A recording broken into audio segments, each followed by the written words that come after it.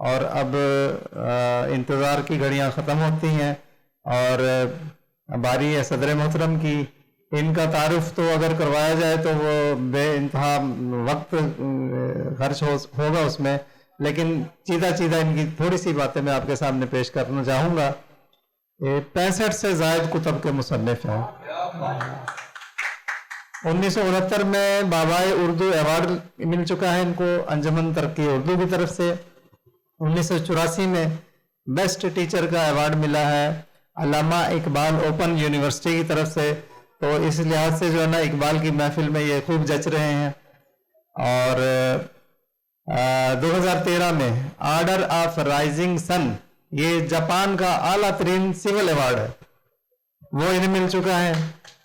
اور 2023 میں ان کو حکومت پاکستان کی طرف سے ستارہ امتیاز ملا ہے.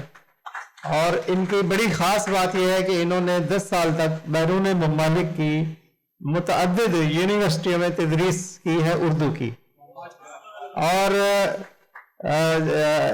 جاپان کے اندر انہوں نے ایک یونیورسٹی ہے، اس کے اندر اپنا ایک کتابوں کی ڈونیشن کی ہے، جس میں انہوں نے 27,000 کتب کا عطیہ دیا ہے. اور انہوں نے جو اپنی ان کی لائبریری تھی ذاتی، اس لائبریری کا 80% 80% جو ہے وہ ڈونیٹ کر دیا جاپان میں اردو کی ترقی اور ترویج کے لیے. تو میں سر آپ کو انتہائی ادب احترام سے آپ کو دعوت دیتا ہوں کہ آپ تشریف لائیں اور اپنا صدارتی کلام پیش کریں. جناب ڈاکٹر پروفیسر معین الدین عقیل صاحب، ان کے لیے چند اشعار اقبال کے ہی. دم زندگی رم زندگی، غم زندگی سم زندگی، غم رم نہ کر سم غم نہ کھا، کہ یہی ہے شان کلندری. تیری خاک میں ہے اگر شرر، تو خیال فقر و غنا نہ کر، کہ جہاں میں نانے شعیر پر ہے مدار قوت حیدری. کوئی ایسی طرز طواف تو مجھے اے چراغ حرم بتا، کہ تیرے پتنگ کو پھر عطا ہو وہی سرشت سمندری. جناب ڈاکٹر پروفیسر معین الدین عقیل صاحب. بہت شکریہ جناب. اور جب سے میں محفل میں بیٹھا ہوں آپ کے انتخاب کلام کا بھی بہت قائل ہو رہا ہوں. حقیقت یہ ہے کہ جس طرح سے آپ چیدہ اشعار کو اور نظموں کو پیش کرتے ہیں اپنی معاونت کے لیے، اپنے جذبات کے اظہار کے لیے، وہ بے مثال ہے. بہت خوشی ہوتی ہے. اور دوسری بات یہ ہے کہ میں اپنے جذبات کا اظہار اس طور پر کر رہا ہوں. بہت خوشی ہے مجھے یہاں آپ کی محفل میں آ کر، اور بہت کچھ سیکھنے کا موقع مل رہا ہے. اور اس سے پہلے بھی میں حاضر ہوا تھا اور اس میں بھی بہت کچھ سیکھ کر گیا تھا. لیکن اس وقت اب جیسے جو گفتگو ہوئی ہے اقبال پر زندگی اور موت کے حوالے سے، وہ تو اپنی جگہ، لیکن یہ جو آخر میں اشعار یا شاعری کا جو ایک اظہار ہوا ہے اور ایک دو شعراء نے ایسا کلام پیش کیا ہے کہ میں حیران ہوں کہ کیا اس طرح کا کلام بھی آج کل ہمارے شعراء پیش کر رہے ہیں. بزرگ ہیں، سب کچھ ہے، اور بہت حیرت کی بات ہے. مجھے مفرس کلام ہے، اور ایسا کلام ہے کہ جس پر اہل زبان بھی شاید ایسی کوئی گفتگو یا شعر نہ کہہ سکیں جیسی کی ہے. مجھے خوشی ہوئی ہے، بہت خوشی ہے کہ یعنی الفاظ کا استعمال اور ساتھ ہی ساتھ خیالات کی پیشکش اور ان خیالات کی مناسبت سے الفاظ کا اظہار، یہ بہت بڑی بات ہے. بہت خوشی ہوئی آپ حضرات کے مفرس کلام کو خاص طور پر سن کر.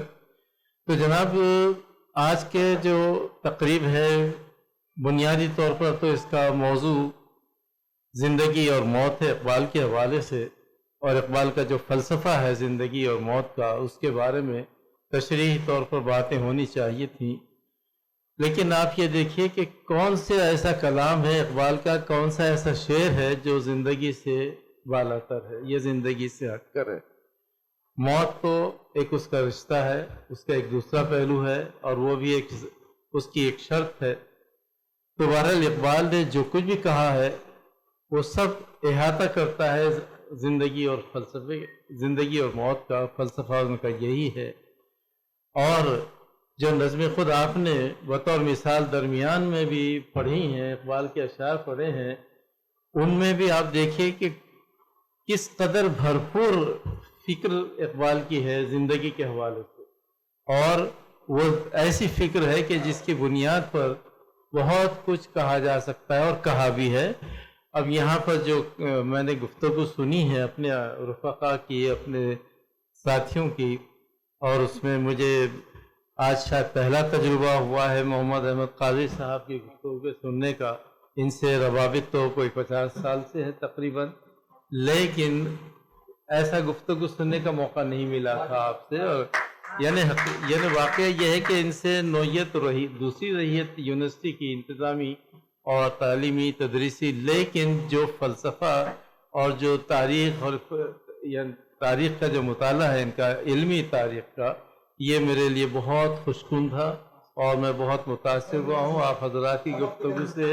اور آپ یعنی ساتھ میں جو افتخار ملک صاحب ہیں، ان کی گفتگو بھی مختصر لیکن بہت ہی بامعنی، اس سے پہلے بھی مجھے یہ تجربہ ہوا تھا۔ تو میں بہرحال بہت مشکور ہوں آپ کا کہ آپ مجھے یہاں پر یہ اعزاز بخشتے ہیں، میں حاضر ہوتا ہوں۔ اور لیکن واقعہ یہ ہے کہ آپ جس منصب پر مجھے یہاں پر بٹھاتے ہیں، یہ میں اس منصب کا میں سزاوار نہیں ہوں۔ حقیقت یہ ہے، میں تو اپنے آپ کو ایک طالب علم سمجھتا ہوں ہمیشہ سے، اور ہوں طالب علم، اور طالب علم کے طور پر ہی جو کچھ میں نے لکھا، جو کچھ پڑھتا ہوں، جو کچھ کہتا ہوں، وہ سب ایک طالب علمانہ سطح ہوتی ہے۔ اور میں اس کے لیے شکر گزار ہوں کہ آپ مجھے یہاں بلاتے ہیں، مدعو کرتے ہیں۔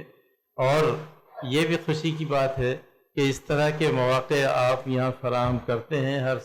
ہر مہینے اگر یہ تقریب ہو رہی ہے اقبال کے حوالے سے، تو یہ بہت بڑی بات ہے۔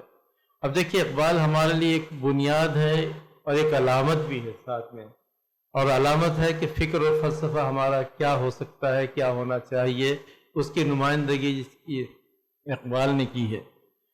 اور اقبال کے بارے میں تو ہم یہ سمجھ سکتے ہیں اور جانتے ہیں کہ عالم اسلام میں کوئی شخص اس قدر مطالعے کا موضوع نہیں بنا ہے جتنا کہ اقبال بنے۔ یعنی میں نے صرف پاکستان نہیں کہا، بلکہ جنوبی ایشیا بھی نہیں کہا، بلکہ عالم اسلام میں کوئی ایسا مفکر، کوئی ایسا دانشور نہیں ہے کہ جس کے بارے میں اتنی توجہ دی گئی ہے، اس کے فکر و فلسفے کو اتنا مطالعے کا موضوع بنایا ہے۔ یعنی 7000 کے قریب تو کتابیں ایسی ہیں جو اقبال کے فن پر لکھی گئی ہیں، اور یہ تو ایسی ہیں کہ جو میرے محدود مطالعے میں ہے۔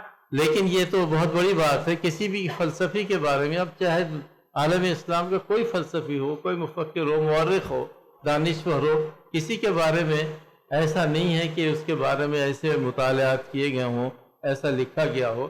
تو یہ بڑی بات ہے کہ آپ اس طرح کے عنوانات دے رہے ہیں، اور طالب علموں کو بھی اور اساتذہ کو بھی اور دانشوروں کو بھی یہ موضوع دے رہے ہیں کہ کس طرح سے اقبال کا مطالعہ ہونا چاہیے۔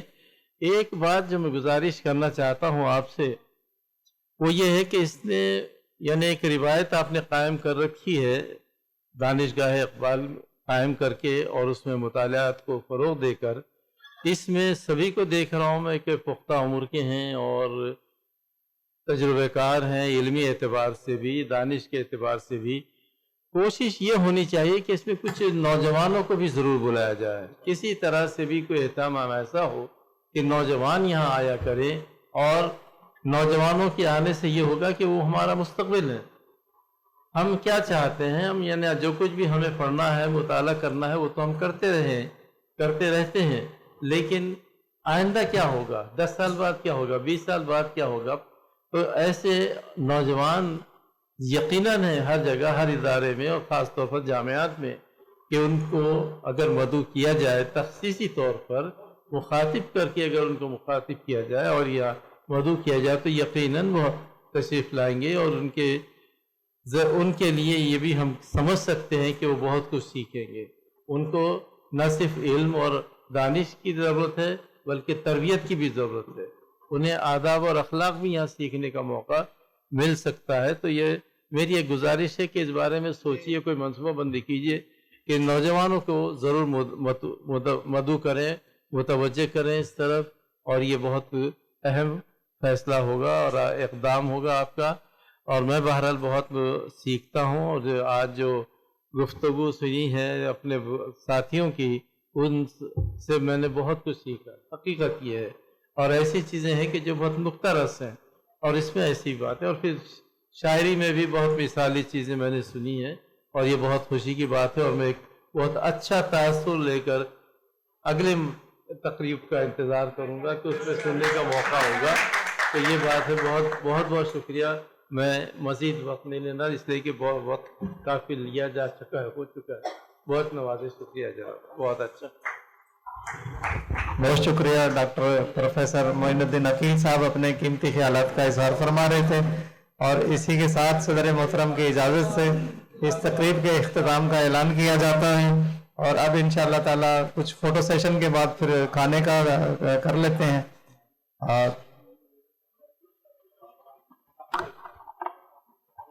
और तमाम सामीन और तमाम मौजूद मेहमानों का मैं शुक्रिया अदा करता हूं कि वो इस प्रोग्राम के लिए तशरीफ़ लाए और अपना कीमती वक्त इसके लिए निकाला। बहुत शुक्रिया।